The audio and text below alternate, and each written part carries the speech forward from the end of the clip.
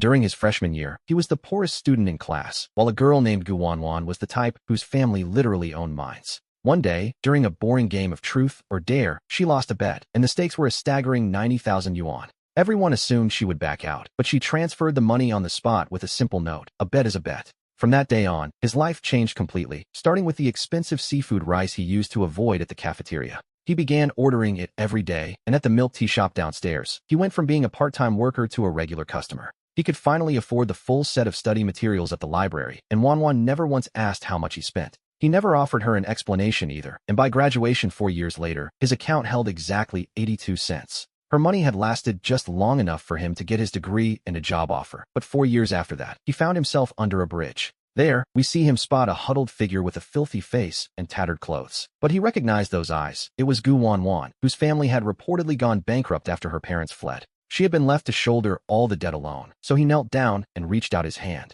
He asked her simply if she would go with him. We return to the past, where he was shoveling down a bowl of plain rice and free soup on the 3rd floor of the cafeteria when his phone rang. The screen lit up with the name Zhou Hao, and as he pressed answer, his fingers were still sticky with grains of rice. Zhou Hao told him to hurry to room 302 at the Jinbi Huiwang KTV, as it was Wanwan's birthday. He frowned, wondering why the birthday of the richest girl in class had anything to do with him. He tried to decline, but Zhou Hao insisted that Wanwan had called for him personally before hanging up. Looking at his half-finished bowl of rice, he lost his appetite, knowing that going meant spending money he didn't have. Splitting the bill would cost at least 200 or 300, which was half a month's living expenses, a price he couldn't pay. Yet, it was Wanwan who had personally asked for him, and in a class where he had no friends except for his roommate Zhou Hao, that meant something. Knowing there was no benefit in offending her, he set down his chopsticks and left the cafeteria, feeling the bite of the autumn wind. He pulled his faded old jacket tighter against the chill. The KTV wasn't far from campus, so he walked for 20 minutes. The waiter at the door gave him a look, one that said everything, but he ignored it and headed straight for the 3rd floor.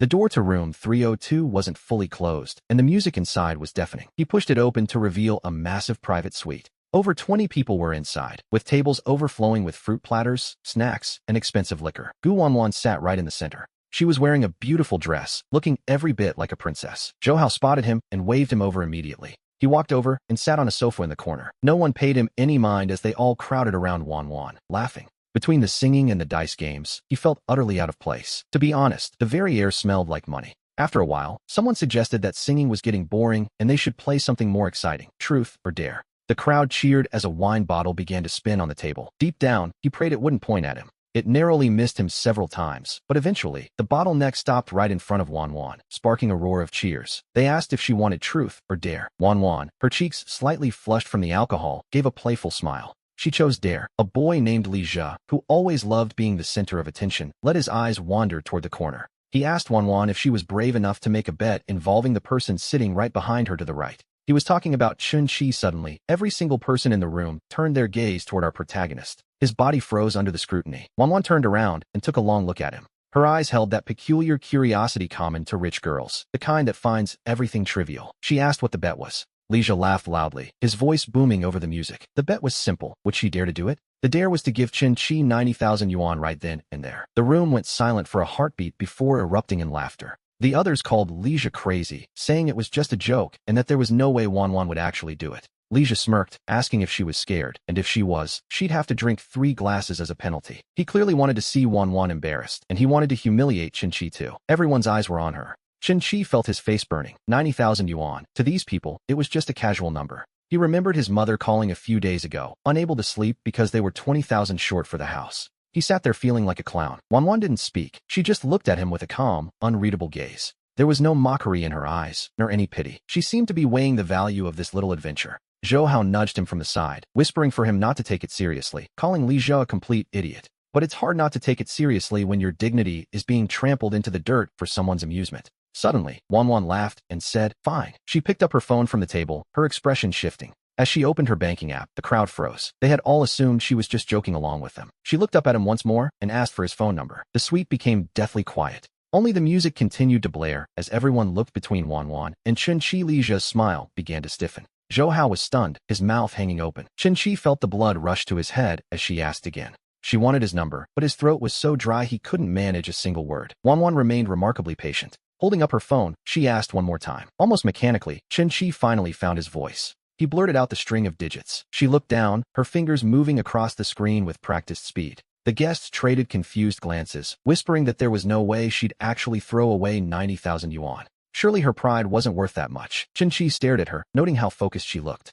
She looked as if she were completing a perfectly ordinary task. A few seconds later, she looked up at Li Jia. "It's done," she said. Li Jia's face soured, but when he tried to speak, Wanwan cut him off coldly. She simply said that a bet is a bet, took a sip of her drink, and never looked at him again. It was as if the matter was already settled. In his pocket, his phone vibrated, making him tremble with nerves. He reached into his pocket and saw the screen light up with a notification, a text message from the bank. The message confirmed that Qin's savings account had just received a deposit of exactly 90,000 yuan. His total balance now stood at 90,088 yuan. Staring at all those zeros made his eyes sting. That extra 88 yuan and 82 cents was all he had left for the month, and now there was 90,000 more. He stuffed the phone back into his pocket, his palms slick with sweat, and stood up abruptly. Every eye in the room followed him, some filled with shock, some with jealousy, and others just waiting for more drama. Without a word, he turned toward the exit. Zhou Hao called out, asking where on earth he was going. He didn't look back. As he stepped out of the glittering club, the cold night wind hit his face, making him shiver. His mind was a complete blank. He walked the streets for a long time, having no idea where he was even headed.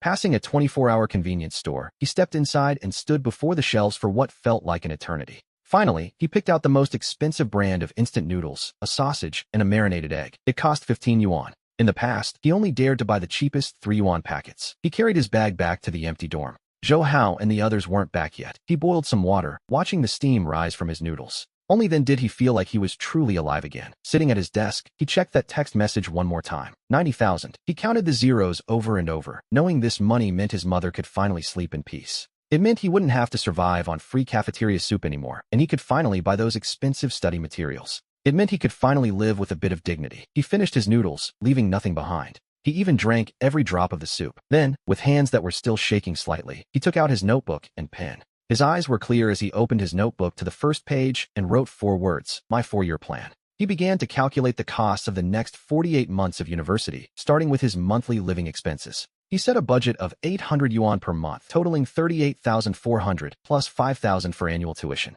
The remaining 3 years would cost 15,000, with 5,000 more for study materials and 20,000 for his family home. The total came to 78,400 yuan, leaving him with a remaining balance of 11,600. This was his emergency fund, strictly off limits. He recorded every single cent clearly, knowing these 90,000 yuan were special. This wasn't just a lucky windfall. It was the stake Gu Wanwan had lost, and now it was his lifeline. He had to use it wisely to survive until graduation, earn his degree, and finally secure a good job. Only then would he return this money, with interest. As he wrote the final word, the night was nearly over. The sky was beginning to brighten. Looking at the plan in his notebook, he felt a sense of unprecedented peace. The following day, as we returned to the campus, Qin saw Gu Wanwan standing near the teaching building. She was laughing and chatting with a group of girls, wearing a different dress than the one from the night before. She froze for a moment when she saw him, but then, acting as if nothing had happened, she looked away. She continued her conversation, and he lowered his head, walking quickly into the classroom. Between them, there was a distance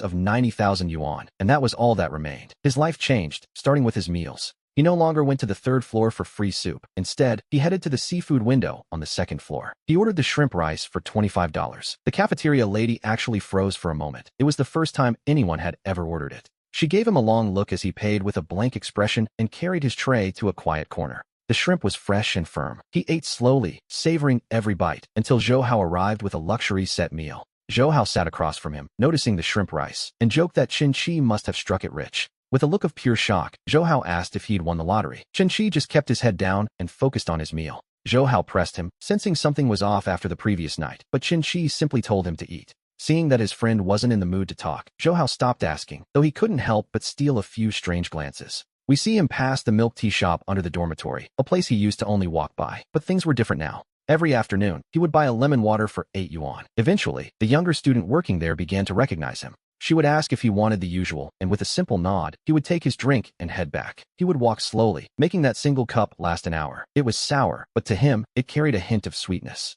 In the bookstore, there was a set of 12 new postgraduate entrance exam guides that he had eyed many times before. They cost 880 yuan. Previously, he would only flip through them briefly, but today was different. He walked straight to the counter and told the owner he would take the entire set. Yes, all of them. As the owner packed them up, Qin paid and walked out carrying the heavy stack of brand new books. The sunlight felt warm on his shoulders. He no longer needed to fight for a seat in the library just to borrow a copy. He didn't have to copy old notes anymore. He finally had his own weapons. That weekend, his mother called again. Her voice was still heavy with worry as she told him his father was out trying to borrow more money. When she mentioned that people were refusing them, Chen-Chi told her to stop borrowing. She asked what else they could possibly do. She explained the creditors were pushing hard, but he interrupted, telling her that he had the money. The line went silent. After a long pause, his mother's voice broke. She asked where he could have possibly gotten that kind of money. She feared he had done something foolish, but he calmly reassured her that the school had granted him a scholarship. He told her that with his savings, he had 20,000 yuan. When she gasped at the amount, he claimed it was a national-level award. He lied without a hint of hesitation. His mother worried about his own expenses, but he assured her he had more than enough. He told her to send the card number and promised to go to the bank that afternoon. As soon as he hung up, he headed straight there. After transferring 20,000 yuan, the sky seemed a bit bluer as he walked out. The first debt on his notebook was finally crossed out. He stopped working as a tutor and quit his job in the cafeteria kitchen. From that moment on, all of his time was his own again. We see him pouring all his energy into his studies, spending his days buried in the library and staying late in self-study rooms. He spent hours reading professional textbooks as thick as bricks. Despite everything, he and Gu Wanwan were still classmates, after all. During large lectures, she would sit in the front while he took a seat in the back. But during the smaller seminars, things were different. Occasionally, they were assigned to the same group. She never spoke to him, and he never made the first move to approach her. Once, during a group discussion, the teacher randomly paired them up for a presentation. It was just the two of them, a stroke of luck, or perhaps not. Their group members watched them with subtle, knowing expressions. After that night at the KTV, the whole class knew the story of Gu Wanwan's generosity. Word had spread that she had sponsored the poorest boy in class. Rumors of every kind were flying, with some even claiming they were dating. Others whispered that he was being kept by her. Gu Wanwan acted as if she heard nothing, looking at him with a strictly professional gaze. She asked which part he would be responsible for. He simply suggested taking the final 3 chapters. The moment he finished speaking, she turned to discuss with others. They had no further exchange. He handled the research entirely on his own. He put the presentation together himself. The day before they were set to present, he sent the completed file over to her. She replied with only 2 words, received. The next day on stage, they each presented their own sections in turn. Their coordination wasn't exactly seamless, but they didn't make any mistakes either. In the end, the teacher gave them a decent grade. As they left the stage, she walked ahead while he followed behind. Near the door, she suddenly stopped and turned to look at him. She told him he had done a good job. It was the first thing she had said to him since that night. Not a question, but a statement. It wasn't a request either, just a plain, neutral evaluation. He replied that it was only expected, and she gave a small nod. Then she turned and walked away. Her back looked just as it did that night at the KTV, proud, distant, and utterly out of reach. It seemed as though those 90,000 yuan were merely a game to her. She didn't care, but he certainly did. He returned to his dorm. Opening his 4-year plan notebook, we see him find the title page, right next to where Gu Wanwan's name was written.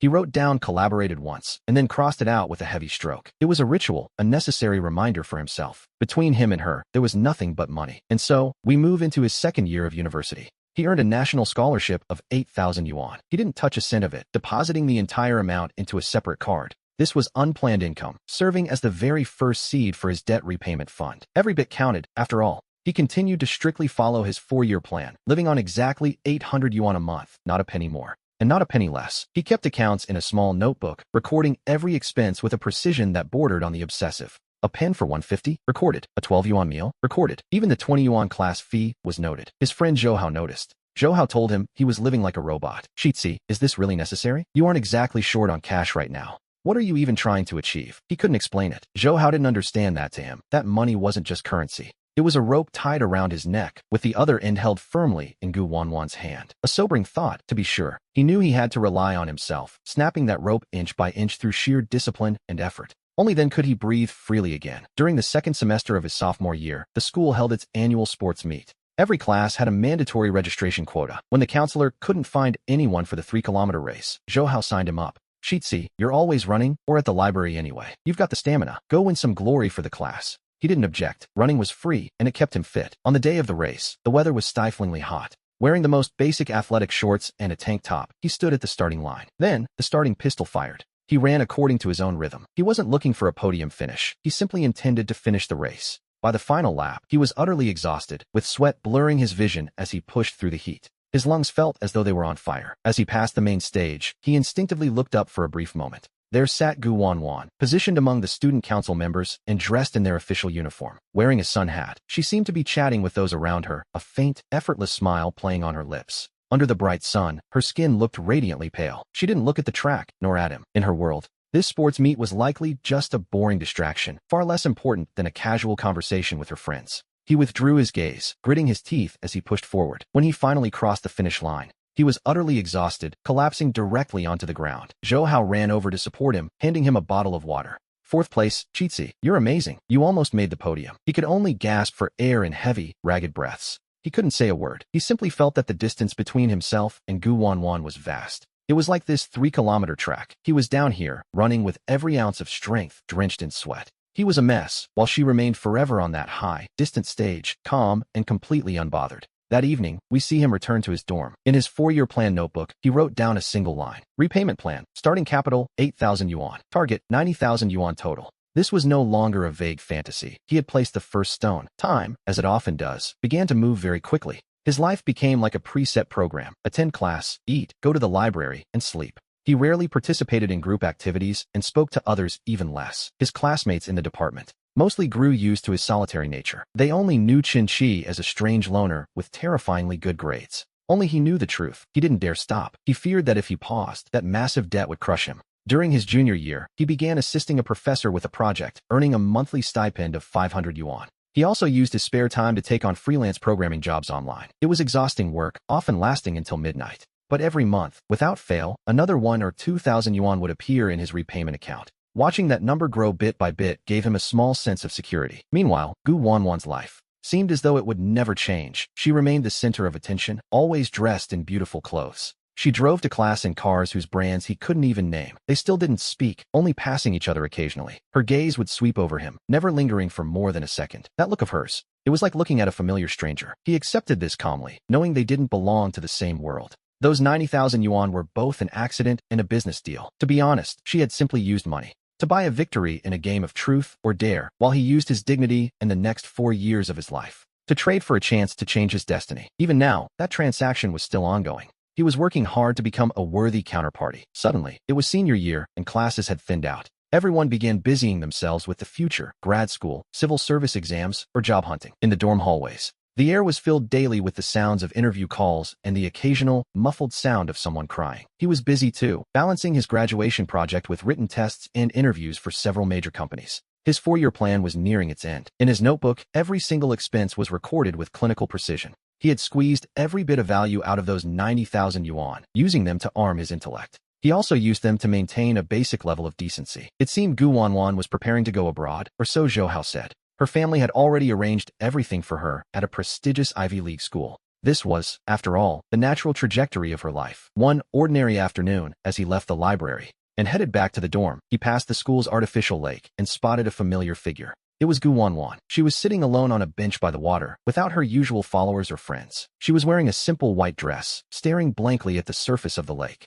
The afterglow of the setting sun spilled over her, coating her in a soft, golden light. She didn't have her usual aura, that prideful air that kept everyone at a distance. She looked lonely, perhaps even fragile. He stopped in his tracks, watching her. Standing in the shade of a tree nearby, he wondered why she was here, all alone. Perhaps she was having trouble with her school applications, or maybe she had fought with a friend. Many thoughts flashed through his mind, but none were certain. She just sat there, perfectly still. The lakeside breeze caught her long hair. After a moment, she took something out of her bag. It looked like a small music box. She wound the spring, and a crisp, pleasant melody began to play. It was Castle in the Sky. She held the music box in her palms, head bowed, motionless. He couldn't see her expression, but he could feel a sense of sadness radiating from her. This was a Gu Wanwan he had never seen. In his memory, she was always glamorous. She seemed omnipotent, the kind of person who could spend 90,000 yuan without a second thought. She could complete a transaction with him without any emotion, like a perfect, cold sculpture. But now, that sculpture seemed to have a tiny crack. He suddenly remembered their first year. After she transferred the money, her expression had been flat and indifferent as she spoke of her bet. Yet deep in her eyes, there was something he hadn't understood back then. What was it? He didn't know. He stood under that tree for a long time, until the sky turned dark and the streetlights flickered on. Gu Wanwan put away the music box, stood up, and slowly walked away. From start to finish, she never noticed he was there. He returned to his dorm and, for once, didn't open his ledger. He didn't even look at his repayment plan. Instead, he sat at his desk and stared into space for a long time. His mind was filled with the image of Gu Wanwan by the lake and that melody. He realized something for the first time. Perhaps Gu Wanwan wasn't quite who she appeared to be. Even in her world of luxury and splendor, she likely had her own share of troubles and loneliness. To her, those 90,000 yuan might have been nothing. But we have to wonder, what did that bet and her admission of defeat truly mean to her? He began to ponder this, though he found no answers. Between him and her, after all, there lay a world he could never hope to cross. The only thing he could do was finish their transaction. After that, he would exit her world forever. He opened his computer and began revising his resume. Interview notices would be arriving soon, and he needed the best offer possible. Graduation day was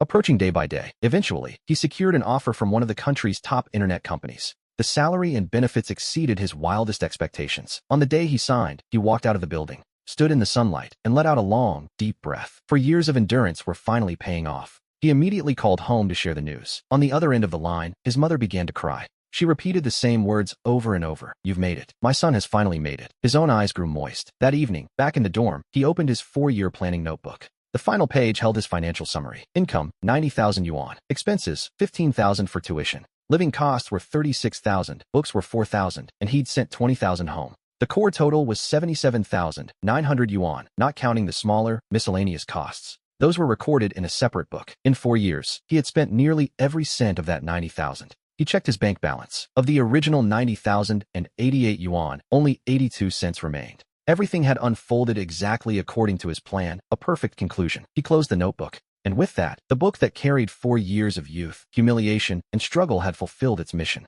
In his repayment account, he had already saved over 30,000 yuan. The 90,000 goal was still far off, but now he had a stable, high-paying job and a clear ability to pay it back. The rest, as we can see, was simply a matter of time. On graduation day, the weather was perfectly clear. Everyone was in their academic gowns, taking photos all over campus. There was laughter, hugging, and farewells everywhere. He stood quietly outside the crowd like an outsider. To be honest, he didn't have many friends. His only close friend, Zhou Hao, had signed for a job back home and was leaving by train that afternoon. He couldn't find Gu Wanwan anywhere. All morning, he searched the crowd, but her figure was nowhere to be seen. Perhaps she hadn't come at all. For someone like her, a graduation ceremony likely held very little meaning. Deep down, he couldn't tell if he felt disappointed or relieved. He had prepared for a long time, wanting to thank her in person today and tell her that he would definitely repay every cent. But he couldn't even find her. Just as he was preparing to leave, a voice called out from behind. He turned around sharply to find Gu Wanwan. She was also in a gown, her long hair draped over her shoulders. She looked beautiful. She stood there alone, watching him, and offered a quiet congratulations. He replied, "You too."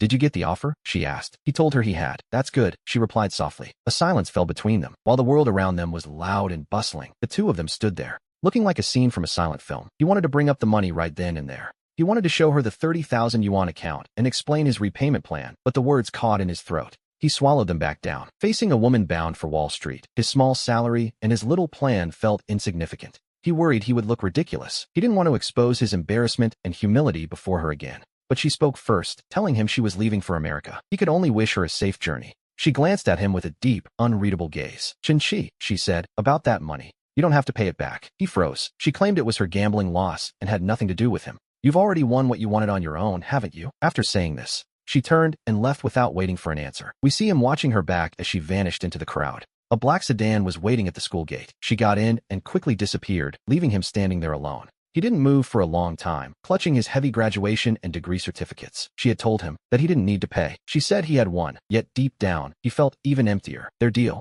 had been unilaterally terminated by her. He didn't even have the chance to settle his debt. Between them, the rope he had been pulling with all his might was severed by a simple wave of her hand. It felt like throwing a punch with all his strength only to hit cotton, powerless and utterly lost. For years had ended. He assumed his story with Gu Wanwan had ended as well, or so he thought. On his first day of work, HR took him on a tour. There were massive floor-to-ceiling windows everywhere. Outside were skyscrapers that looked like pins resting against the sky, while inside, everyone moved with a frantic pace. Their faces were masks of elite exhaustion and excitement. The air was thick with the scent of caffeine and money. It smelled similar to the golden KTV from 4 years ago, yet it was also entirely different. There, money was a disaster in a game. Here, money was the goal and the fuel. To be honest, it suited him. He adapted to this new life very quickly. Or perhaps, it would be more accurate to say, he seamlessly continued his college lifestyle, self-disciplined, efficient, and driven by clear objectives. While others arrived at 9, he was there by 8. When they left at 6, he stayed until midnight. His colleagues nicknamed him the Grind King. It started as a joke, then turned into awe. He didn't care. They were chasing promotions, raises, year-end bonuses, and stock options. To be honest, they were quite predictable. Chin-chi, however, was chasing a single number. He opened a new bank account, and as soon as his salary arrived, he would transfer everything left after basic expenses. He didn't set a strict 800 yuan limit like in college, but he maintained his frugal habits nonetheless. Old habits, as we know, tend to die hard. He avoided luxury goods and skipped useless social events. His only real hobby was the gym in the basement of his office building. His life was as simple as a straight line. A year later, He became a core member of his team. 2 years later, he led a major project and earned a six-figure bonus. By the third year, he was a project manager with his own team. In his repayment account, he even calculated the interest over those 8 years based on the highest bank rates, rounding it to a whole number. He had 120,000 yuan ready, but his creditor had vanished. After graduation, Gu Wanwan seemed to have evaporated from the face of the earth. He tried searching for her across every social media platform. He couldn't find a single active account under her name that matched. He even asked Zhou Hao, who knew nothing. She had gone to America, moving into a world entirely different from theirs. There was simply no way to stay in touch. Zhou Hao had returned to his hometown for a stable job and was preparing for marriage. They spoke occasionally, chatting only about the trivialities of daily life. Qin Shi's past life had become a forbidden topic. No one mentioned it again. He kept that money sitting in his account, untouched and unmoving. It sat there like a cold tombstone, a monument to his humble and complicated youth. It was an unfinished task, a constant reminder that he still owed someone. Then came the fourth year. In this sprawling city, Qin Shi finally made a down payment on an apartment. It wasn't large, but the view was spectacular. He bought a car as well. It wasn't a luxury vehicle, but it was more than enough for his needs in this massive urban landscape. It was his own private shell of steel, a way to move freely. One evening, we see him standing before his floor-to-ceiling windows. Looking out at the thousands of lights from other homes, he realized he finally had his own perspective. He had the house, the car. By any worldly standard, he had succeeded. He had finally become the kind of man he once dreamed of being. And yet, deep down, the hollow space left behind by Gu Wanwan remained. It was a void that refused to be filled. He found himself wondering how she was doing in America, a princess as proud as her. How was she faring so far from home? Would she make new friends in a foreign land? Did she still play games of truth or dare, we wonder? Was she still capable of changing a poor boy's destiny with such casual indifference? He didn't know. He only knew one thing. If he couldn't find her, this debt would follow him for the rest of his life. Then, on a quiet Friday night, something changed. The old university WeChat group, which had been silent for ages, suddenly flickered to life with a new notification. The class monitor was organizing a 4-year graduation reunion for the following weekend, a milestone of sorts. The venue was set at a 5-star hotel's buffet, and the chat group immediately erupted with excitement. Everyone was chiming in, amazed that 4 years had passed, promising to show up and catch up with old friends. Qin Shi watched the flashing avatars and messages with very little interest. To be honest, his current life had moved on. He had almost nothing in common with his old classmates now. Going there usually meant nothing more than comparing salaries. He had no desire to waste time listening to people brag about their lives. But just as he was about to close the app, a private message from Zhou Hao popped up. "Gee, are you going to the reunion? Don't say no, you have to come." Zhou Hao insisted it had been 4 years and mentioned that Li Zhe would be there. Apparently, he was doing quite well now. Li Zhe had even started his own company. That name, however, hit Qin Shi like a sharp thorn, instantly pricking his nerves. Back then, at the KTV, it was Li Zhe who had used that same frivolous and malicious tone. He was the one who proposed that 90,000 yuan bet, the one who pinned Qin Shi's worth to a cruel game. Qin Shi replied that he couldn't make it, claiming he had to work overtime during the weekend. "Don't give me that," Zhou Hao shot back. He pointed out that as a manager now, Qin Shi didn't need to work every day and mentioned how long it had been since they last met. Since Zhou Hao was flying in specifically from their hometown, Qin Shi found he could no longer refuse. On the day of the reunion, we see him driving to the hotel, where the parking lot was already crowded with luxury cars, BMWs, Benzes, and Porsches. He parked his own car in a quiet corner, feeling for a moment like that same person from years ago. He felt like the poor student walking into a world of gold and splendor. Only this time, he was wearing a decent suit. He had enough money in his pocket to pay for this expensive dinner. Inside, the private room was already full of people. Many had changed. Some had grown heavier, others were balding, but several stood up enthusiastically to greet him as he entered.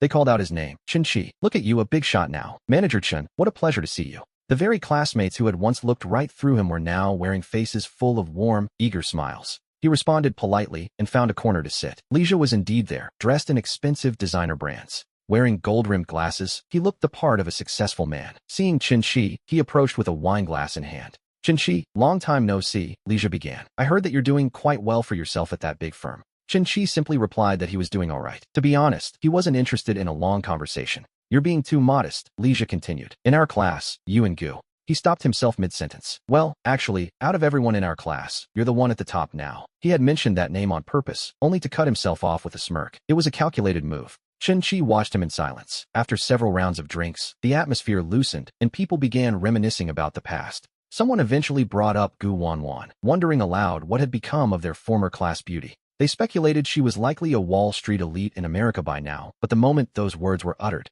the private room fell into a sudden, heavy silence as everyone exchanged glances with rather peculiar expressions. Li Zhe took a slow sip of his wine and let out a mocking laugh, asking if they truly believed that elite story. He suggested they were living in a dream, prompting others to ask if he had some inside information about her family. He revealed that they had gone bankrupt long ago, a fact that seemed to catch the entire room off guard. It was absolutely true, he insisted, dating the downfall back to roughly 2 years prior. Her father's investments had failed after he was swindled, causing their entire capital chain to snap. They were left buried in hundreds of millions in debt, leaving everyone to wonder what had happened to Wanwan. It turns out her parents were quite clever, fleeing the country overnight to escape their creditors. They were still on the wanted list, leaving their poor Princess Wanwan to face the music alone. She was left behind to shoulder the entire debt, and word was that things had only grown worse since. We learned that the court had recently auctioned off every single asset under her name. She was now officially blacklisted as a dishonest debtor, unable to even book a high-speed train or a flight. Fortune had truly turned its back on her, and a deathly silence filled the room as the news sank in. The guests were speechless, but for Qin, his blood seemed to turn cold as a dull ringing filled his ears. He couldn't hear another word Lija said. The only thought echoing in his mind was that Wanwan was ruined. The girl who once shone like the sun, the one who had saved him with 90,000 yuan, had fallen. He stood up abruptly, his chair screeching harshly against the floor as every eye in the room turned toward him. Without a single word, he turned and walked out, letting the biting cold wind of the night strike his face. He felt no relief from the night air. He sat in his car, hands gripping the steering wheel tightly. He had no idea where to go, but one thought consumed him. He had to find Wanwan. He had to. For the first time in 4 years, Qin began searching for her like a man possessed, using every resource. He hired private investigators to track her down and asked colleagues in the legal department for help. By scouring public legal documents, information about her debt cases slowly began to trickle in. Lija hadn't been lying. In fact, the reality was far worse than the rumors suggested. As a guarantor for her father's company, she was held liable for the debts. Her house and car were gone. Every bank account was frozen and her assets auctioned off, yet it was barely a drop in the bucket. She was officially labeled a dishonest debtor, a status that stripped her of any comfort or dignity. No flights, no high-speed trains, no hotels. An invisible net had been cast over her life. She was trapped at the very bottom of the city. Finally, the detective brought him a lead. 6 months ago, she had been living in a damp basement, but she was eventually unable to pay the rent. The landlord had kicked her out, and after that, she vanished completely. The trail had gone cold. Qin parked his car by that old neighborhood and stared at the dark, narrow entrance to the basement. He stood there for a long time, unable to fathom how Wanwan had fallen from the clouds into this. He couldn't imagine how she had carried this burden alone. For the next few months, he became a ghost. He wandered through every corner of the city, no longer heading home after his shifts ended. Instead, he drove to places where the homeless gathered, under bridges, in parks, and dark alleys. He checked 24-hour fast food joints and subway exits, his heart racing every time he saw a thin woman.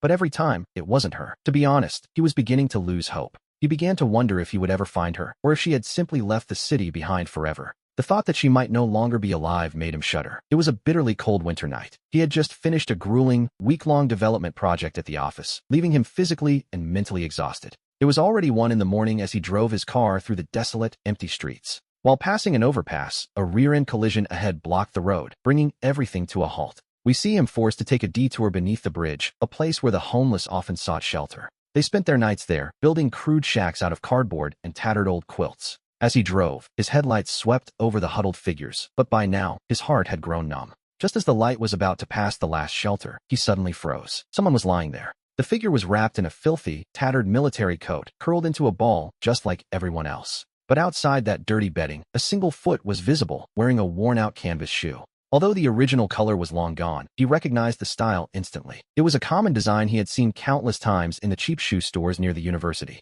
Gu Wanwan had never worn shoes like that, yet his heart began to race for no reason at all. He pulled over and cut the engine. As he stepped out, the cold wind slashed at his face like a knife. Step by step, he walked toward the figure. The world around him was eerily silent. There was only the sound of the wind and his own heartbeat as he reached the shack and slowly knelt down. By the dim, yellow glow of a distant streetlight, he finally saw the face. It was covered in grime. Her hair was matted like withered grass, her cheeks were gaunt, and her lips were cracked and peeling. But those familiar features, and the stubborn set of her brow even in sleep, it was her. It was truly Wanwan. Gu Wanwan. His breath hitched as he felt a heavy weight, like a sledgehammer, slamming into his chest. The pain was so sharp he couldn't speak. Sensing someone nearby, her body stirred slightly. Her eyelids trembled, struggling to open just a crack. Those eyes, which were once so clear and bright, and had always looked at him with a hint of curiosity and distance, were different now. Now, they held only endless exhaustion and emptiness. She looked at him, her gaze completely unfocused. She didn't seem to recognize him yet. He watched the confusion in her eyes and slowly reached out his hand. He opened his palm to her, just as she had done for him at their graduation ceremony 4 years ago. With a calm that brooked no argument, he asked if she would come with him. Her pupils suddenly contracted. That hollow gaze was instantly filled with shock and utter disbelief. She stared at him intensely, then at his outstretched hand. In the next second, those dull eyes overflowed with large, heavy tears. They flowed silently and violently down her grimy cheeks. It was as if a long-frozen glacier had finally begun to melt, collapsing without a sound or a cry. There was no sobbing, no gasping for air, only the quiet stream of tears washing away the dirt on her face. The water left clear tracks behind. He didn't rush her, nor did he speak. They simply remained there, one kneeling, the other lying down, facing each other beneath the overpass in the biting, cold wind. It was as if the world had been muted, leaving only the distant sound of tires humming on the road above. And, of course, her desperate tears that were nearly swallowed by the wind. Finally, he stood up. He took off his expensive cashmere coat and gently draped it over her thin, frail body. The coat still held the warmth of his body and the faint, elegant scent of his wood-toned perfume. That warmth and fragrance stood in stark, silent contrast to the sour, damp smell of the bridge. The contrast was sharp and immediate. Her body gave a violent shudder, as if the warmth of the coat had burned her. Her tears began to flow even more fiercely. She tried to push the coat away, but she was far too weak, her arm falling halfway. He didn't give her a chance to refuse. He knelt down once more, using a strength that brooked no argument. He gripped her ice-cold arm and pulled her up from that pile of filthy bedding. She was light, frighteningly so. She was as light as a feather. He practically carried her, his arms supporting her swaying, fragile body. She stumbled, each step an immense struggle. From the bridge to where his car was parked on the roadside was a distance of only a few dozen meters, yet it took them a long time. He opened the door and settled her into the passenger seat. She curled up in the oversized seat, looking smaller and thinner than ever, his coat wrapped around her, looking like a child who had stolen an adult's clothes. He closed the door and sat in the driver's seat. He turned the car's heater to the maximum. As the warm air blew out, she began to tremble uncontrollably again. Her teeth chattered, a natural emergency response when a body that has been freezing for so long suddenly meets warmth. He didn't ask her where she wanted to go, nor did he ask what had happened over these past few years. He simply started the car smoothly and merged into the traffic. She remained silent, saying not a single word. She turned her head to watch the neon lights rushing past the window. Those brilliant lights were reflected in her hollow eyes, yet they failed to stir even a single ripple of emotion. She seemed like a puppet whose soul had been extracted, no longer able to find any interest in this bustling world that had once belonged to her. The car entered the underground garage of his apartment complex. He turned off the engine, got out, and opened her door. He told her they had arrived. She didn't move, maintaining her posture and staring blankly out the window. He waited patiently. It was a long time before she finally turned her head slowly to look at him. Her gaze was filled with confusion and uncertainty. He reached out his hand to her, just as he had done under the bridge. This time, she hesitated for a moment before placing her hand, cold and trembling, into his palm. Her hand was covered in dirt and tiny wounds, yet he held it firmly, as if it were the most precious thing. He pulled her gently from the car and led her into the elevator, where the polished mirror walls clearly reflected the two of them standing side by side. He was dressed in a sharp, perfectly tailored suit, the very image of a city elite, while she stood there in tattered rags, her face gaunt and pale. She looked like a refugee from another world, a sight both absurd and heartbreaking. He opened the door with his fingerprint. Warm, bright light spilled out from the apartment. It wasn't a large place, but he kept it impeccably clean. Everything followed a minimalist Nordic style, orderly and precise. Gu Wanwan stood at the threshold, afraid to step inside. She looked down at her canvas shoes, their original color long lost to grime, and then at the polished wood floor. Subconsciously, she pulled her feet back. He simply told her to come in, his voice soft but steady. He took a pair of brand new slippers from the cabinet and placed them before her. She put them on with great hesitation. With stiff, mechanical movements, she followed him into the living room. He pointed toward the bathroom, suggesting she take a shower. He explained that there was plenty of hot water and that she could find clean towels in the cabinet. As for clothes, he had no women's attire, so he searched his wardrobe for something suitable. He settled on a set of brand new cotton sweats he had never worn. She moved like a robot, obediently entering the bathroom. Soon, the sound of running water drifted out, and he headed to the kitchen. He opened the refrigerator, which was stocked with imported ingredients, milk, steaks, and various delicacies. Despite the abundance of fresh vegetables and fruit, he found himself unsure of what to prepare for her. Deep down, he knew her stomach likely couldn't handle a heavy meal. Finally, he scooped a small bowl of rice. After washing it clean, he placed it in a clay pot over a low flame to slowly simmer a pot of plain porridge. We hear the water running in the bathroom for a very long time, so long, in fact, that he began to worry if something had happened to her. Just as he was about to lose his patience and knock, the water finally stopped. Another 10 minutes passed in silence. The bathroom door slid open gently, and she stepped out, her damp hair clinging to her shoulders. She was wearing his oversized sweats, the pant legs trailing far past her feet. The fabric bunched loosely around her ankles. She looked, quite literally, as if she had been scrubbed clean of her former life. Her true appearance was finally visible, pale, but a sickly, bloodless kind of white. She was painfully thin. She was so gaunt that her cheekbones protruded sharply, her eyes were sunken, and her chin looked frighteningly fragile. On that face, which had once been so proud and radiant, nothing remained now but exhaustion and a sense of being utterly broken.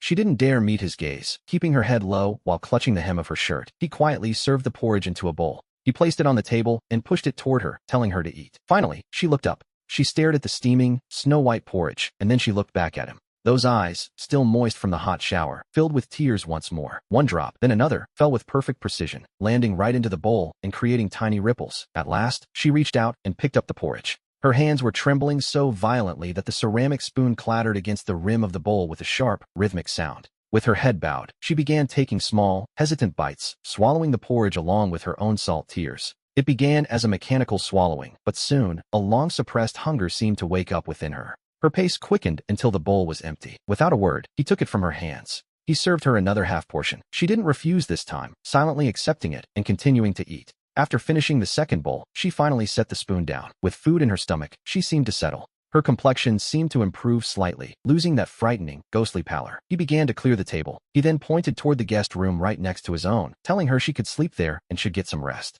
The door to the guest room stood open, revealing a bed neatly made with clean linens and a simple wardrobe. Through the window, the city's night light sparkled. She stood at the threshold, staring at that soft, inviting bed. Her eyes were filled with an intense longing, yet she didn't dare take a step forward, as if that bed weren't real. To her, it seemed less like furniture and more like a dream she didn't deserve. "Go on in," he urged, and she finally snapped out of her daze. With her head bowed, she walked in quickly and softly closed the door. He returned to his own room shortly after. Despite the late hour, he didn't feel the slightest bit sleepy. From the other side of the wall, he could hear faint, muffled sounds. It sounded like someone trying to suppress a breakdown, the sound of tiny, broken sobs. It felt as though an invisible hand was squeezing his heart. A wave of tightness washed over him. He had found her, and he had finally brought her home.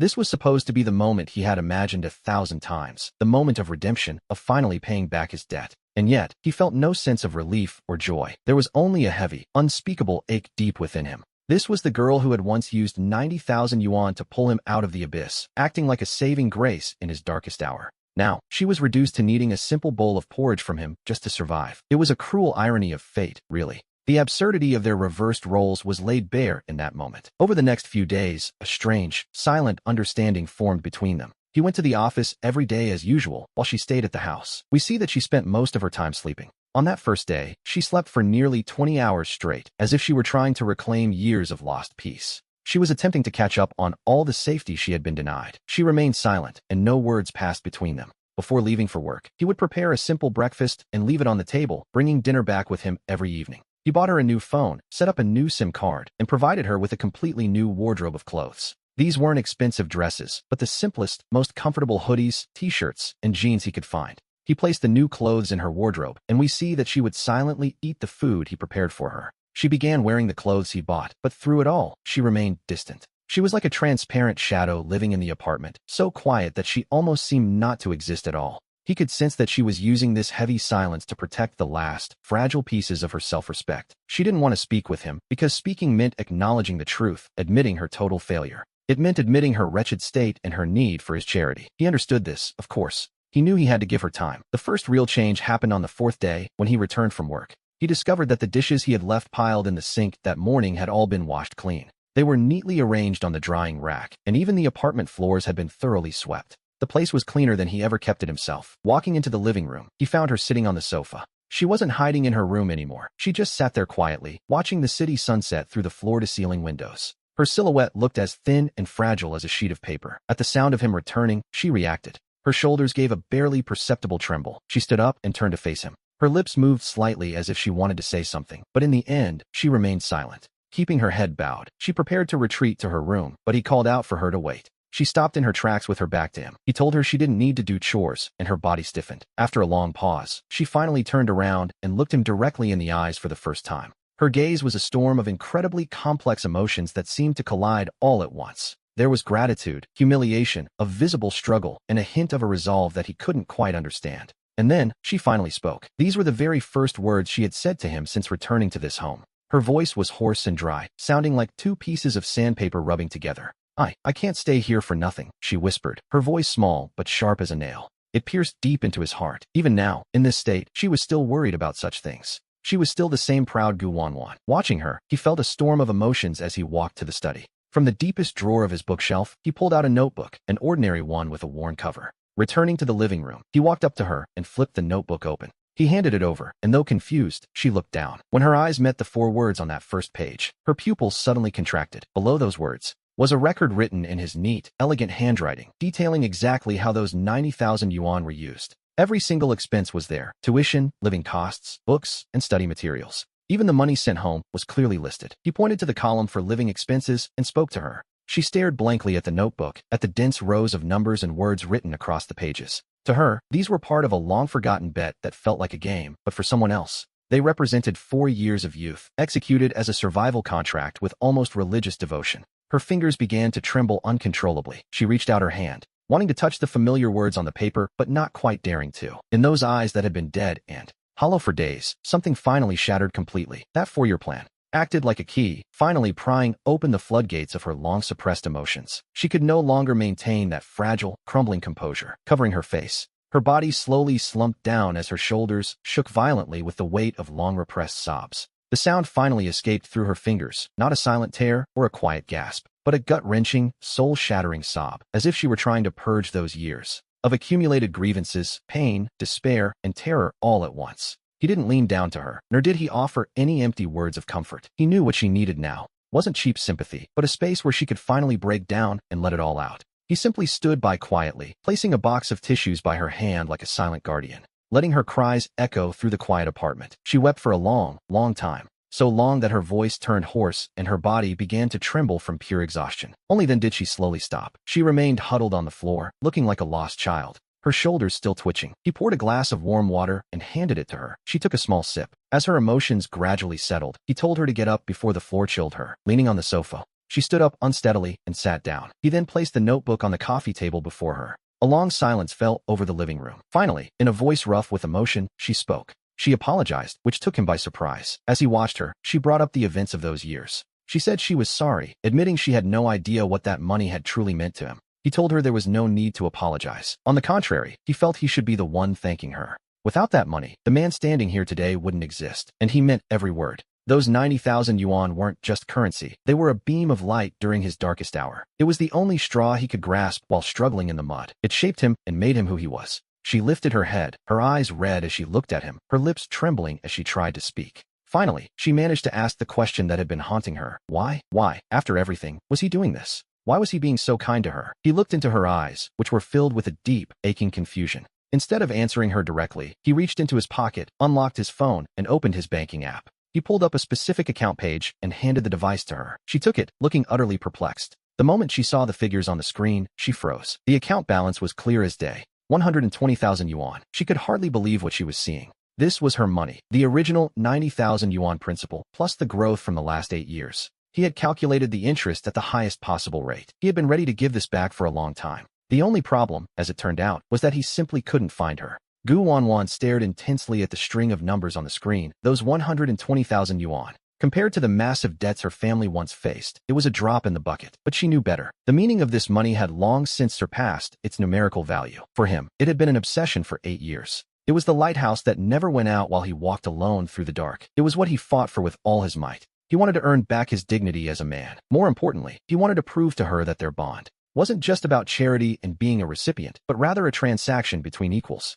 At last, she understood. She understood why he had searched for her and why he had brought her home. She saw why he was taking care of her like this. It wasn't out of sympathy, and it certainly wasn't out of pity. It wasn't some condescending handout, either. This was the repayment of a debt, a solemn ceremony of closure, delayed by 4 long years. She handed the phone back and covered her face with her hands, though she didn't cry this time. Her body simply wouldn't stop trembling. As he watched her, a place deep inside him that had been empty for so long finally began to fill. In that moment, it felt as though something within him was finally being filled. He walked over and sat beside her, but this time, he didn't keep his distance. He reached out and gently placed a hand on Gu Wanwan's trembling shoulder. "It's all over now," he said softly. She lowered her hands and looked up at him. Her face was stained with tears, but as she looked at him under the dim, yellow light, her eyes were no longer hollow or numb. It was as if tiny sparks of starlight were beginning to flicker within them, rekindling a long-lost hope for life. She stared at him for a very long time, searching his face. Then, slowly, the corners of her mouth began to curve upward into a small, tentative smile.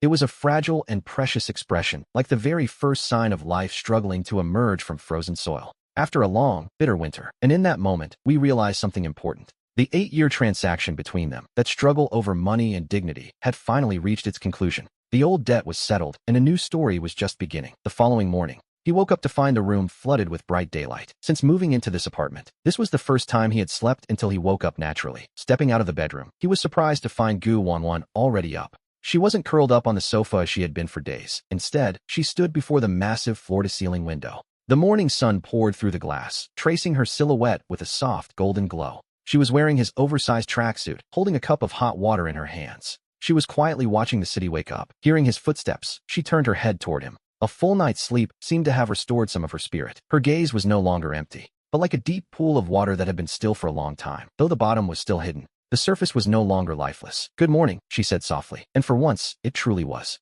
Can I use your computer?" she asked tentatively. He simply nodded and told her she could. The password, he informed her, was her own birthday. He could feel her body stiffen at those words. He didn't look back, focusing instead on cracking eggs. He had set that password on a whim when he first moved in. To be honest, he wasn't entirely sure why he chose her birthday. Perhaps, deep in his subconscious, he felt this apartment was still inextricably linked to that 8-year transaction they had shared. By the time he brought the fried eggs and warm milk to the table, Gu Wanwan was already at the computer, browsing through something intently. He didn't disturb her. They ate breakfast in a silence that felt, for once, like ordinary roommates. Sharing a table and a meal together, the atmosphere was no longer heavy with the suffocating awkwardness of previous days. Instead, there was a delicate, careful sense of peace between them. "You've done well these last few years, haven't you?" she asked. "It's been all right," he replied. "Work keeps me busy," which was a bit of an understatement, really. "The rewards seem worth it," she noted. "I saw your graduation design. It ranked first in the entire department." He was surprised she had even noticed. "You too," he countered. "I heard you received an offer from the University of Pennsylvania."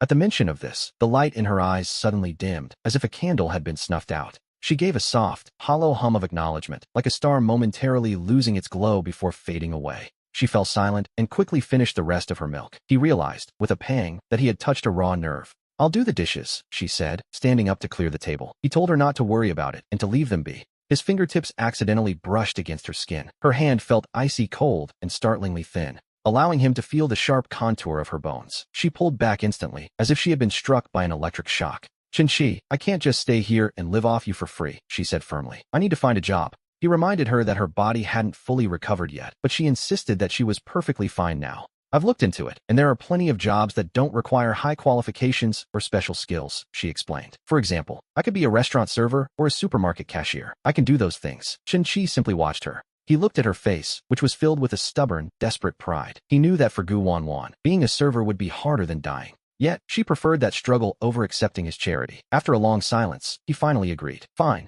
But before that, you'll need to get a new ID card and a bank card," he added reasonably. He pushed the bank card containing 120,000 yuan toward her. "The password is still your birthday." She stared at the card, her lips pressed tightly together in a thin, pale line. She didn't reach for it. "This isn't charity," he insisted. "This is what you deserve. Think of it as the return on the investment you made in me back then. You should use it to start your new life. This is the final part of our transaction." The word transaction was a silent understanding between them. It gave her a way to accept his help without losing her dignity. It also gave him a reason to take care of her with a clear conscience. To be honest, they both needed that excuse. Finally, she reached out and picked up the card, her fingers still trembling slightly. That weekend, we see Chin-Chi accompany her to the police station to replace her ID. When it was time for the photo, she looked incredibly nervous. Perhaps it had been too long since she had faced a camera. She didn't even seem to know how to make a normal expression. "Miss, please smile a little. Just be natural," the photographer requested. She tried her best to move the corners of her mouth, but the result was a forced smile that looked more painful than crying. Chin-Chi stepped forward and apologized to the photographer.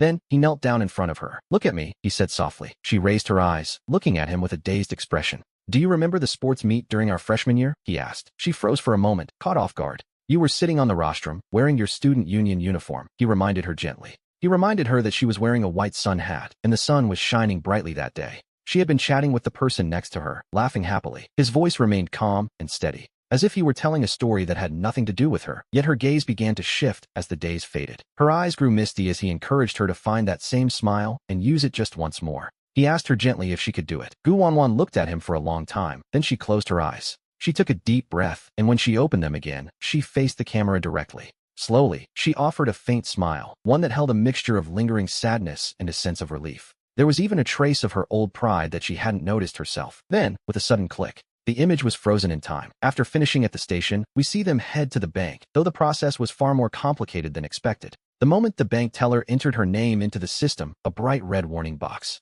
immediately popped up on the computer screen, labeling her a dishonest debtor. The teller's expression shifted instantly. The look they gave the pair was now filled with a hint of suspicion and disdain. They were told that, according to regulations, the bank could not issue her a new debit card, as all bank accounts under her name had been frozen. Gu Wanwan's face turned deathly pale in an instant. She stood there motionless, looking like a criminal being publicly sentenced, enduring the strange looks from the people around them. Chen-Chi could feel her body trembling, so he stepped forward to shield her behind him. He blocked those unfriendly stares and led her out of the bank as quickly as possible. Outside, the sunlight was blindingly bright, yet she couldn't feel even a hint of its warmth. She pulled her knees to her chest and slowly crouched down, burying her face deep in her arms. The hope she had managed to build over the last few days was shattered by the weight of a cruel reality. As Chen-Chi watched her despairing figure, he felt a sharp, twisting pain in his heart, yet he knew one thing for certain. At this moment, any words of comfort would be hollow and meaningless, so he took out his phone instead. He dialed the number of a senior from his university days, who was now a partner at a well-known law firm.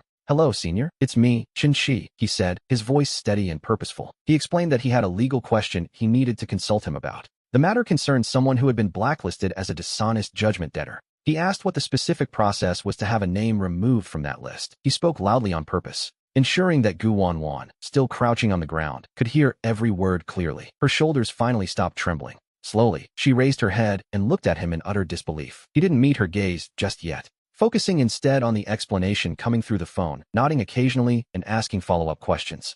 "The primary debt stems from joint guarantee liability due to a company bankruptcy." "Yes, that's correct," he clarified. "There was no attempt to hide or transfer assets at the time." "Right, I understand." He summarized the point. As long as she could reach a settlement agreement with the primary creditors and fulfill a portion of the repayment obligations, there was a path forward. "Then it's possible to petition the court for removal, right?" "Excellent," he said, a note of hope entering his voice. After thanking his senior and promising a meal soon, he hung up and crouched down to face her directly. Meeting her eyes at the same level, he told her she had heard it all. Things weren't as dire as she imagined. "This isn't a dead end," he assured her. "It's just a somewhat complicated procedural issue." He promised to help her find the best lawyer and to contact every single creditor personally. They would negotiate and create a repayment plan for the money she owed. "We'll pay it back together," he promised her. "You aren't alone in this anymore." Her tears began to flow once again, but this time, they weren't born of pure despair. And so, the complex and tedious legal process of organizing debts and contacting creditors began. The plan was officially set in motion. Chen-Chi utilized every connection he had, including his senior.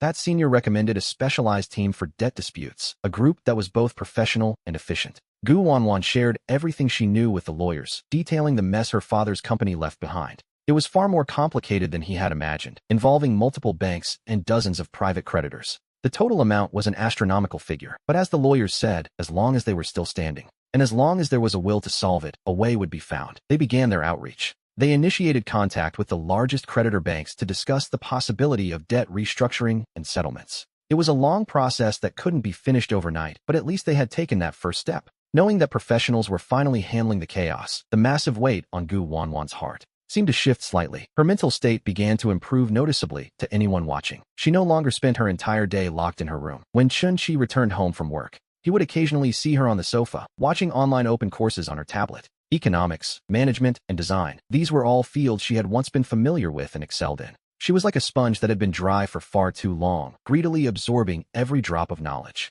She was trying her best to reclaim the time she had lost. One evening, while he worked in the study, she walked in carrying a glass of warm milk and placed it gently by his hand. He kept typing without looking up. She didn't leave, however, and instead stood quietly by his bookshelf. As the light caught the dust motes in the air, Chen-Chi stopped what he was doing and looked up at her. She reached out and pointed toward a brass globe he kept on the bookshelf, her eyes narrowing slightly. Her voice carried a certain authoritative tone, the kind that didn't invite much room for disagreement. It was a tone he knew well, the voice of the old Princess Gu Wanwan, and it made him want to smile. "Is that so?" he asked. "Then in your expert opinion, how exactly should this room be arranged?" "At the very least, it needs a touch of artistry," she replied. "A painting should be hanging right here. Something in cool tones, perhaps an abstract piece, to balance out all the harsh straight lines in this room." She gestured through the air as she spoke, explaining how it would make the space feel much softer. We see a spark of confidence and focus returning to her eyes, a light that had been missing for far too long. It was the specific radiance she only showed when discussing the fields she truly loved. In this moment,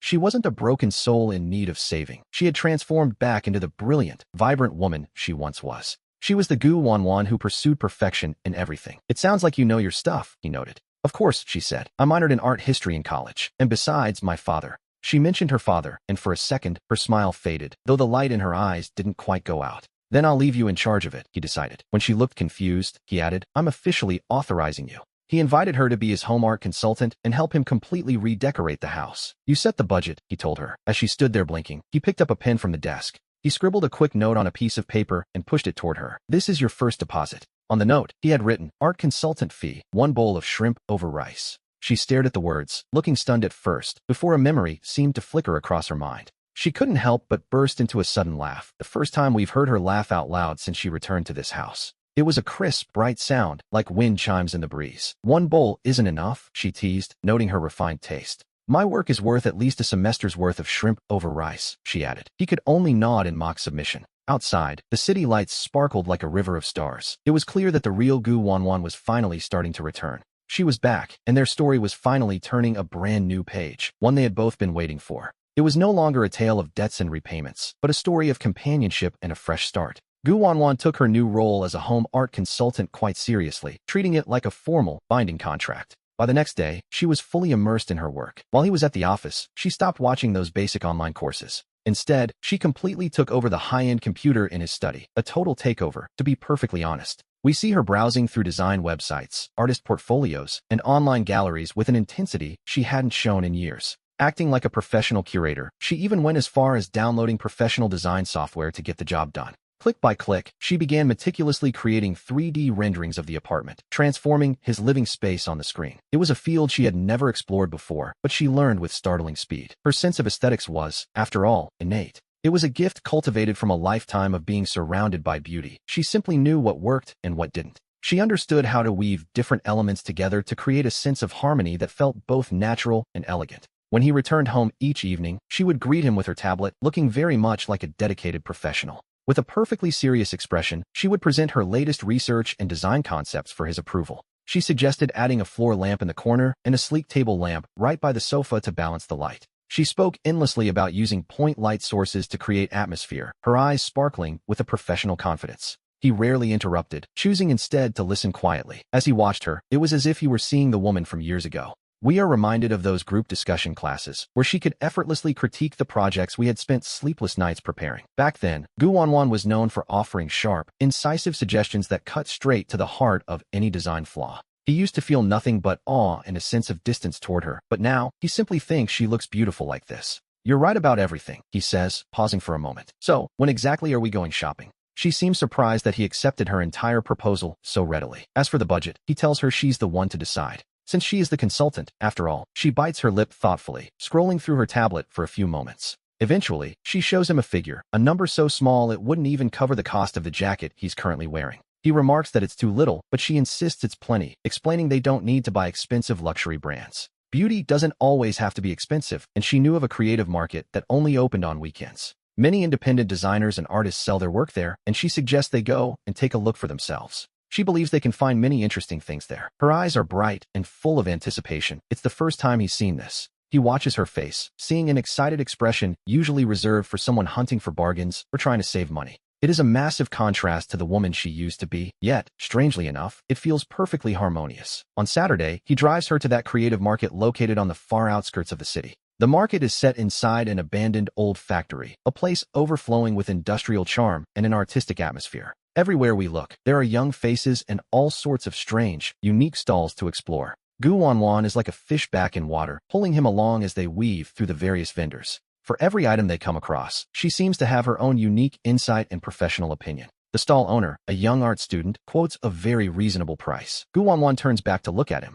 Her eyes hold a silent question and a strong sense of longing. He nods, and she immediately pays for the item. She carefully rolls up the small painting she just purchased. All afternoon, we wander through every corner of the market. He ends up buying quite a collection: vases, bamboo moss, hanging moss, strange sculptures, and of course, that painting. None of the items are expensive, yet when grouped together, they reveal his remarkably unique aesthetic taste. He follows behind her, carrying the bags and handling the payments like a dutiful assistant. Sunlight streams through the old factory. The massive windows cast dappled shadows across her as she clutches the painting to her chest. She haggles with the stall owner over a mere $10, her eyes curving into a smile. He watches her profile. Suddenly, it feels as though all his hard work and struggle over the last 8 years were meant for this exact moment. All of it was so that she, after enduring the storms of fate, could still be exactly like this. So she could still laugh from the bottom of her heart for the sake of pure, simple beauty. On the way home, she cradles her pile of trophies in the passenger seat, looking as satisfied as a cat that just caught a fish.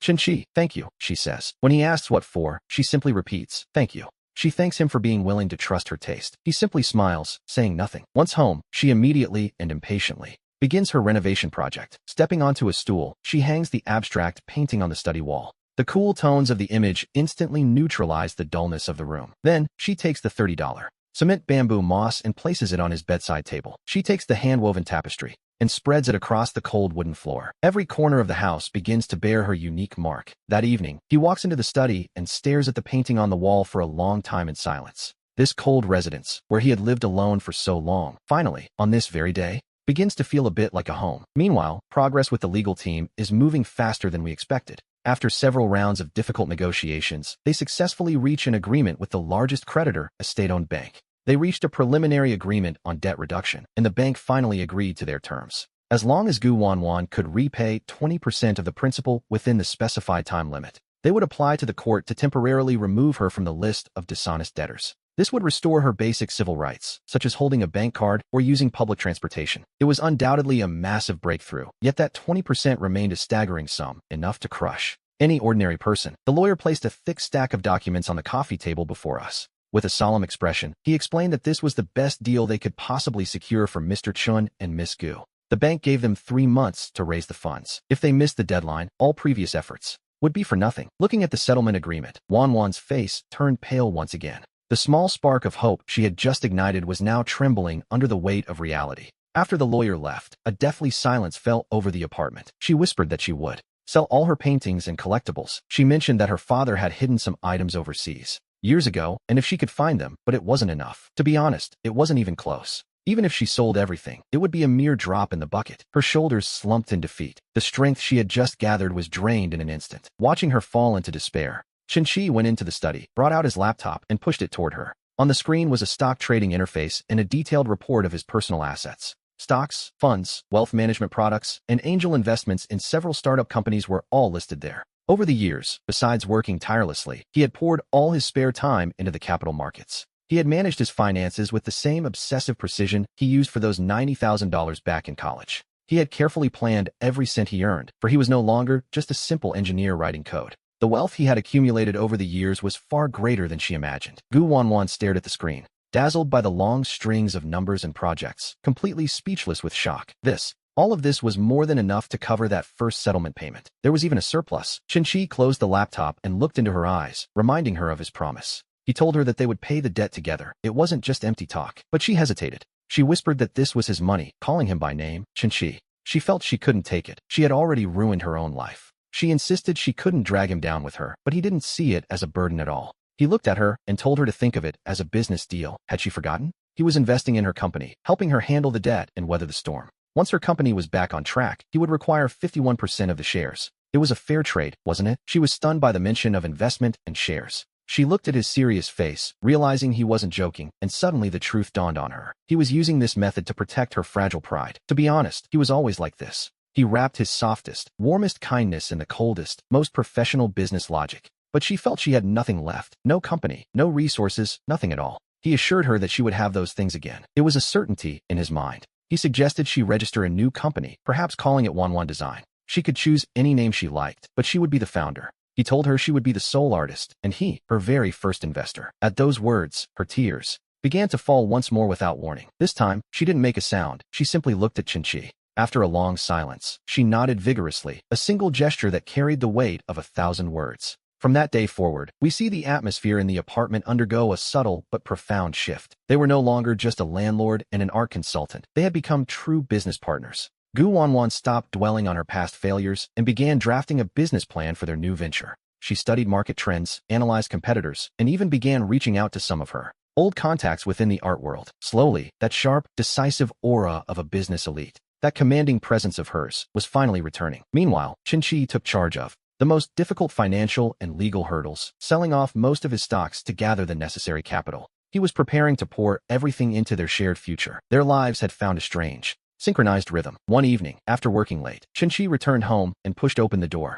He wasn't greeted by darkness, but by a warm glow and the rich, inviting aroma of home-cooked food. He stood there, stunned. Gu Wanwan was there, wearing a cartoon apron she had found somewhere. A rather ridiculous-looking thing, to be honest, as she brought out a plate of stir-fried eggs and tomatoes. It was the most ordinary of dishes. She told him she'd noticed he hadn't been eating well lately. She admitted she'd just thrown it together and wasn't sure if it would suit his taste. There were 2 dishes and a soup. Alongside the eggs and tomatoes sat a plate of sautéed broccoli and a bowl of pork rib soup. As he looked at the meal and then at her, something deep inside him softened completely. He sat down, picked up his chopsticks, and took a bite. It tasted surprisingly good. When he told her it was delicious, she visibly relaxed, a faint smile finally gracing her face. She explained that she had learned to cook for herself while studying abroad, back when she was feeling homesick. This was the first time she had ever shared stories of her life overseas. Qinqi listened quietly as he ate, while she spoke of the small, scattered details of living in a foreign land. She described her first trip to a supermarket, her first meal, and the first time she cried from loneliness. She spoke calmly, as if telling someone else's story, but we can imagine how it truly felt. A princess who had never lifted a finger now faced the hardships of solitude alone. That dinner was unusually quiet, yet exceptionally warm. Afterward, she insisted on doing the dishes herself. Qinqi didn't argue. He simply leaned against the kitchen door, watching her roll up her sleeves. As she busied herself at the sink, her profile looked soft and beautiful under the warm light. In that moment, he felt that the debts and the new business didn't seem to matter anymore. Deep down, he only wanted these peaceful days to last a little longer, just a little longer. Life began to resemble a precision machine, and through their joint efforts, we see it's starting to run smoothly. By day, Qinqi handled company projects and their shared debt crisis. Returning home at night, he always found a light on and a warm meal waiting. Gu Wanwan, meanwhile, threw herself entirely into her new career, registering a company and building a website. She even began sharing her insights on home aesthetics and design across various art platforms. Her talent was undeniable, and it wasn't long before she attracted a small, dedicated following. Though no major orders had arrived yet, she was busy and fulfilled. Their relationship had entered a very comfortable state, evolving far beyond that of mere roommates sharing a space. They had become partners in the trenches of entrepreneurship. At times, Qinqi felt as though they were a couple married for years. One weekend, seeing the fridge was empty, Wanwan held up a shopping list and suggested they head to the supermarket. He nodded and grabbed the keys. This was the first time they had gone out together like an ordinary couple. The supermarket was crowded and full of the bustle of daily life as Gu Wanwan pushed the shopping cart along. She carefully compared products on the shelves, sometimes debating over a few cents difference in price between brands. She might choose a cheaper yogurt, yet turn around and buy a bag of impractical pasta just because the packaging was pretty. Qinqi followed behind her, watching as she balanced being a shrewd budgeter with her more whimsical, childlike impulses. To him, she seemed incredibly vibrant. But just as they were lining up to pay, an uncertain voice called out from nearby. The voice asked, quite hesitantly, if he was Qinqi. He turned to see a fashionably dressed woman looking at him in surprise. It took him a moment to place her face. Finally, he pulled a name from the corners of his memory, Lin Feifei, a former classmate from their university days. She had actually shared a dormitory with Gu Wanwan back then. He gave her a polite, reserved nod of greeting. Feifei's gaze quickly shifted past him, landing directly on Gu Wanwan, standing right in front of him. The moment she recognized Wanwan's face, her initial surprise instantly transformed into a look of absolute shock. Mixed in with that shock was a hint of poorly hidden schadenfreude, as if she were enjoying a scandalous show. Gu Wanwan, heavens, it really is you. I honestly thought I had mistaken you for someone else. She started to ask how she ended up like this, but stopped. Her eyes, scanning Wanwan with disdain, said everything. Wanwan was dressed simply in a plain white t-shirt and jeans, a far cry from her former life of luxury. Her face was completely bare of makeup, though she looked much healthier than when Qinqi first found her. She stood in stark contrast to the meticulously made-up Feifei, who was draped in expensive designer brands. To Feifei, she still looked utterly destitute. Gu Wanwan froze in place, the color draining from her face instantly. She instinctively wanted to hide, to vanish from sight entirely. Seeing this, Qinqi took a step forward. He quietly moved to shield her, physically blocking Lin Feifei's uncomfortable and prying gaze. He told her it had been a long time, but they were busy and had to leave. As he spoke, he took the shopping cart from Wanwan's hands and prepared to walk away. But Feifei wasn't finished yet. She insisted they chat, mentioning she'd heard from Li Zhou about Wanwan's family situation. She noted, with a voice dripping with malice, that Wanwan was now together with Qinqi. Her tone implied that the once mighty princess had fallen so far she now relied on a poor boy. someone she once looked down upon. Qinshi stopped, turned around, and met her eyes with a cold stare. He told Lin Feifei to watch her words, clarifying that Wanwan was his business partner. And more importantly, he called her his family. He spoke those words with absolute, unwavering conviction. Lin Feifei was visibly stunned by his icy gaze and sudden commanding presence. She went silent, not daring to argue.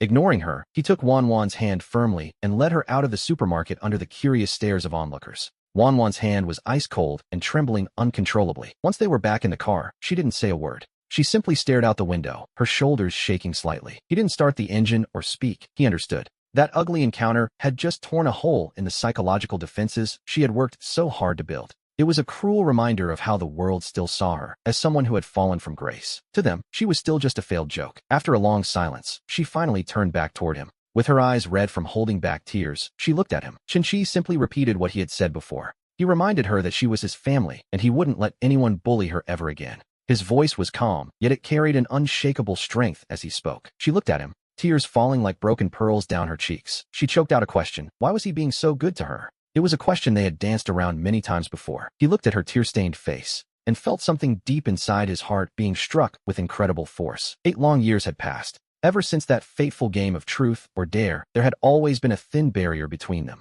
A fragile layer of debt and business transactions. He had always been careful to maintain it because he knew it was the only way to protect her and perhaps himself. But just now, back in that supermarket, when he called her family, he knew he had finally torn that barrier away with his own hands. He didn't want to hide behind business logic anymore. He reached out and, with the tip of his finger, gently wiped the tears from her face. Then, he leaned in, slowly moving closer to her. In the cramped, quiet space of the car, a world belonging only to them, he kissed her lips. Her body stiffened instantly, her eyes widening in absolute shock. Her lips felt cold, salty from the taste of her tears, but incredibly soft. It was a kiss that was light and tender. Not driven by lust, but acting as a solemn declaration 8 years in the making. He pulled back slightly, resting his forehead against hers, looking into her overwhelmed eyes. To be honest, this had been coming for a long time. Because from the moment he received those 90,000 yuan 8 years ago, she had become far more than just a creditor. She was the light he had looked up to for 4 years, and the sole goal he had spent another 4 years fighting to reach. That kiss was like a stone cast into a still lake, sending tremors through the chaotic waters of his heart,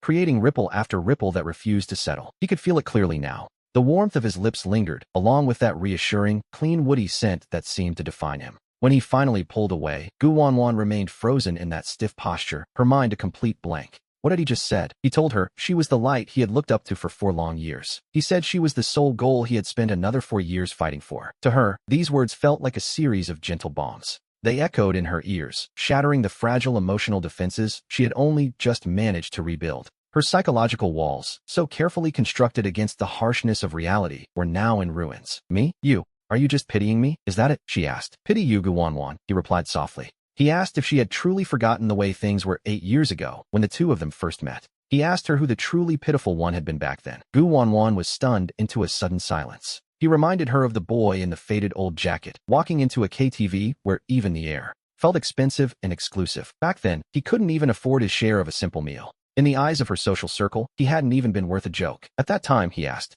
"Did you ever pity me?" She shook her head instinctively. No, she had to admit that back then. She had been sheltered and naive, knowing nothing of the world's hardships. She had looked at Qinshi as if he were a creature from another dimension entirely, with curiosity and confusion, perhaps, but never with pity or sympathy. Those feelings simply didn't exist between them then. You didn't, he continued. You simply used a clumsy method, one you weren't even aware of yourself, to change my life. He had been given a single chance, and all it cost him was 90,000. You built a bridge. You gave me the chance to climb out of the dark quagmire I was trapped in, and see what lay on the other side. And from that day forward, she had been the one standing at the end of that bridge. He told her how he ran across that bridge every day, never daring to stop, because he could see her whenever he looked up. She was his direction, though he admitted he never truly imagined a day would come when he could actually stand by her side. His only goal, he explained, was to keep running until he reached the very end of that long, difficult path. He wanted to at least have the right to stand before her, to look her in the eye, and then to finally return what he owed her with his dignity intact. It had taken him 8 long years to get there.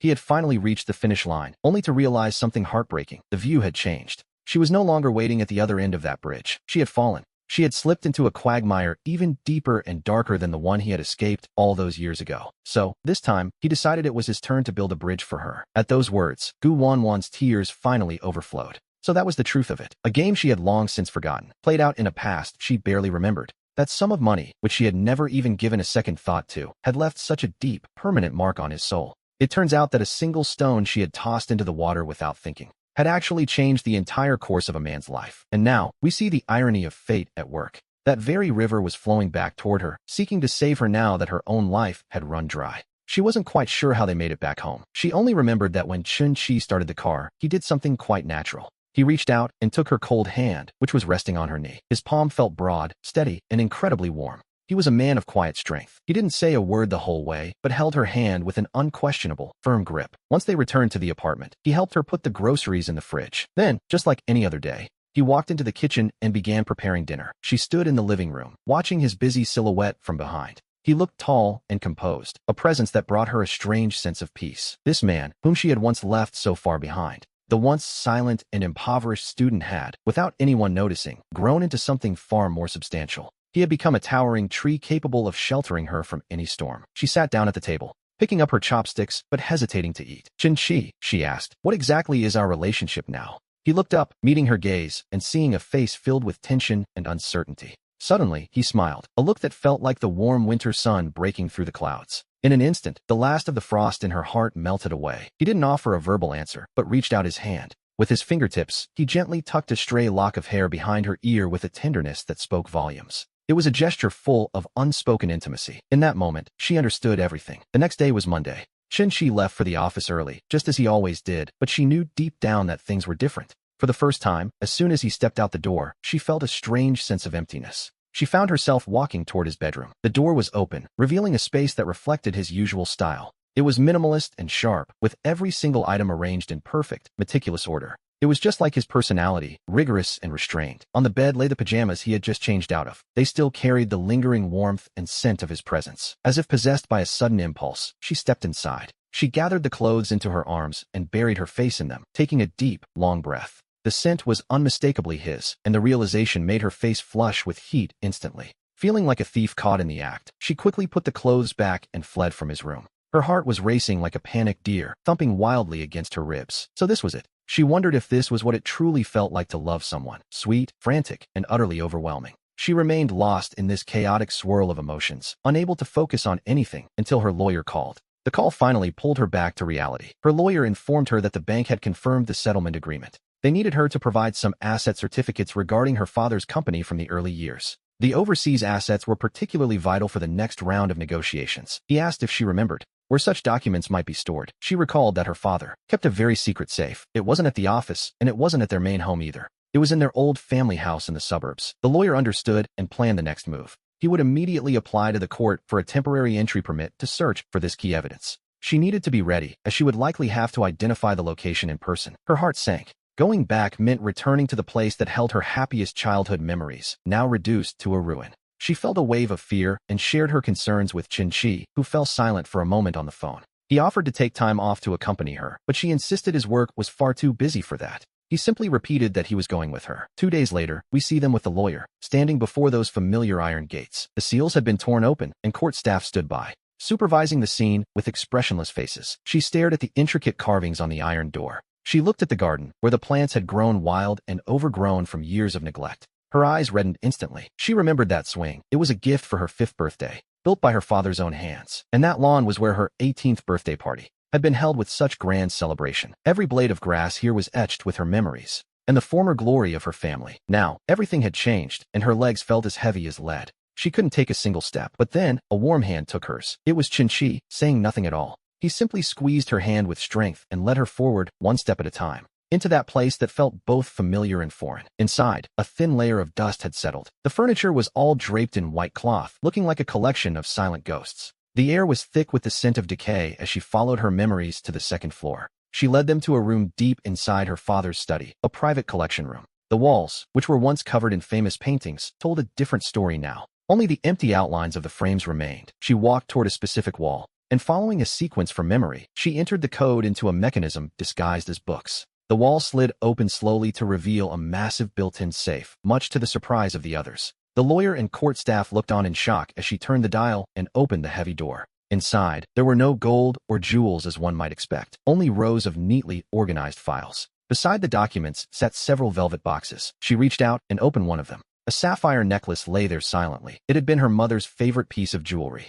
In another box was a man's wristwatch, the very first gift she had ever given her father. It seemed that to him, the most precious treasures were never the priceless collectibles, but these small items that carried the family's love. She could no longer hold back her tears. They fell one by one onto the velvet box. Chun-Chi walked over and gently embraced her from behind. He didn't say a word, merely resting his chin on her head to offer his silent, warm comfort. In that moment, inside this cold room filled with such heartbreaking memories, she felt a sense of peace she hadn't known before. Ms. Gu, this is truly a major discovery. With these documents in hand, we see that their bargaining power with the bank had increased significantly. The lawyer explained that this proved her father hadn't maliciously transferred assets. Rather, before the company's downfall, he had already established a legal asset protection trust for his family. In the eyes of the law, this would grant them a massive advantage, serving as the first true light at the end of a very long tunnel. While they were still far from solving every problem, at least they could finally see a glimmer of hope. As they left the old estate, she looked back at the building, which seemed almost graceful bathed in the setting sun. The sorrow in her heart felt slightly diminished. Perhaps the best way to say goodbye to the past isn't to forget it,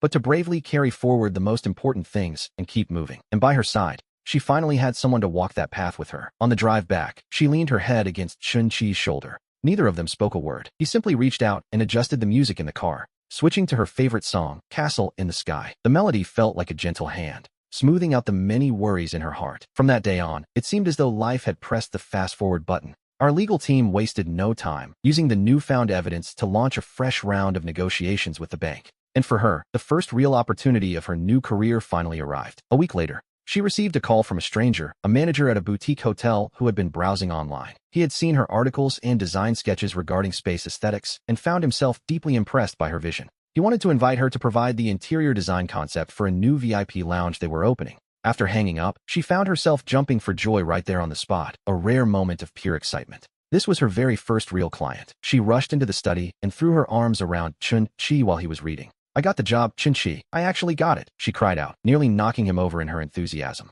Chun-Chi reacted immediately, a warm and genuine smile spreading across his face as he held her by the shoulders. He looked at her face, flushed red with excitement, his eyes filled with deep admiration and pride. He told her he always knew she could do it, and so, she poured every ounce of her passion into this project. She stayed up for several nights in a row, researching vast amounts of data and poring over every detail. After drawing dozens of design sketches, she noticed that Chun-Chi never once interfered with her creative decisions. Instead, he would silently bring her a cup of hot milk during her late nights, or notice when she hit a creative wall. Whenever she felt restless or frustrated, he would take her out for a walk and share lighthearted stories. He told her funny anecdotes from his own work to distract her. Half a month later, she carried a thick portfolio, containing what could only be called a perfect proposal, to meet the hotel manager. He was absolutely delighted with her vision. The contract was signed on the spot. Not long after, the initial design fee was deposited directly into the corporate account of her firm, Wanwan Design. When the bank notification finally flashed on her phone, and she saw that very first bit of income, she was so moved that tears nearly escaped her eyes. It was proof.